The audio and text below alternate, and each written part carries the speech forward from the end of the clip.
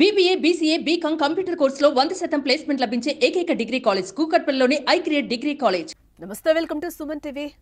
పల్నాడు జిల్లాలో పాత కక్షలు మళ్లీ పడగ విప్పాయి. అత్యంత భయానకంగా వినుకొండ చెక్ పోస్టు సెంటర్లో అందరూ చూస్తూ ఉండగానే నడి రోడ్డుపై మరో వ్యక్తి దారుణంగా నరికి చంపాడు. దీంతో ఓ చెయ్యి రోడ్డుపై తెగిపడింది. మెడ దగ్గర తీవ్ర గాయమైంది. తీవ్ర గాయాలతో రక్తపు మడుగులో కుప్పకూలిన ఆ వ్యక్తి మృతి చెందాడు.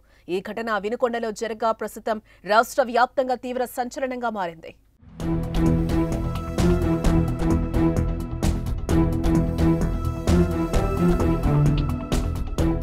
ఇద్దరూ మిత్రులే, కానీ కొన్ని రోజుల క్రితం వీరి మధ్య భేదాభిప్రాయాలు ఏర్పడ్డాయి.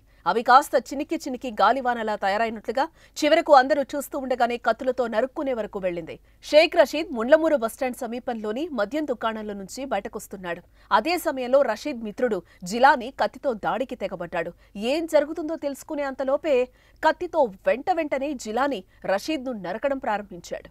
ఈ దాడిలో రషీద్ చేతులు తెగిపడగా తల మెడపై కత్తిపోట్లు పడ్డాయి. తీవ్రంగా గాయపడిన రషీద్ను స్థానికులు ఓ ప్రైవేట్ హాస్పిటల్కు తరలించారు. అప్పటికే రషీద్ మృతి చెందినట్లుగా వైద్యులు నిర్ధారించారు.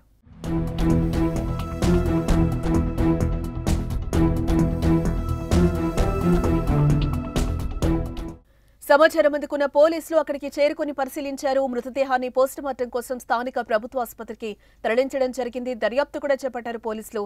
హత్య చేసిన నిందితుడిని వినుకొండ పోలీసులు పోలీస్ స్టేషన్ కు తరలించారు. కేసు నమోదు చేసుకుని విచారణ చేపట్టారు. అయితే ఈ హత్యపై పల్నాడు ఎస్పీ శ్రీనివాసరావు స్పందించడం జరిగింది. హత్యకు పాత కక్షలే కారణమని, ఇందులో రాజకీయ ప్రమేయం లేదన్నారు. జిల్లాలో శాంతి భద్రతల సమస్య తలెత్తకుండా చూడాలని ఆయన ప్రజలకు విజ్ఞప్తి చేశారు. ఇలాంటి ఘటనలకు పాల్పడే వారిపై కఠిన చర్యలు తీసుకుంటామని ఆయన హెచ్చరించడం జరిగింది.